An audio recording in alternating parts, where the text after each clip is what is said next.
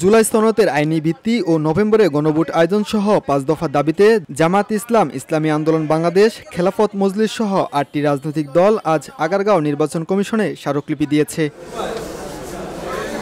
প্রধান নির্বাচন কমিশনের সাথে বৈঠক করে জামাত ইসলামীর সহকারী সেক্রেটারি জেনারেল মাওলানা আব্দুল হালিম জানান, জুলাই সনদ অনুযায়ী আগামী নভেম্বর মাসের মধ্যেই গণভোটের আয়োজন করতে হবে। জাতীয় নির্বাচনের আগে গণভোট না হলে পুরো নির্বাচন প্রক্রিয়া প্রশ্নবিদ্ধ হবে।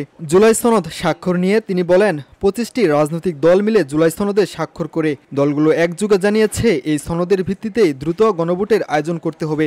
আমরা আজকে ৮টি দলের পক্ষ থেকে প্রধান নির্বাচন কমিশনের কাছে দাবি জানিয়েছি, জুলাই জাতীয় সনদের টেকসই আইনি ভিত্তির জন্য নভেম্বর মাসের মধ্যেই গণভোটের আয়োজন করতে হবে।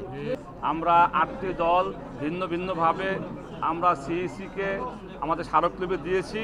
এখানে আমাদের মূল যে ৩টা দাবি, ১ নম্বর হলো নভেম্বর মাসে গণভোটের আয়োজন করা এবং জুলাই সনদের ভিত্তিতেই আগামী ফেব্রুয়ারি নির্বাচন অনুষ্ঠান করা।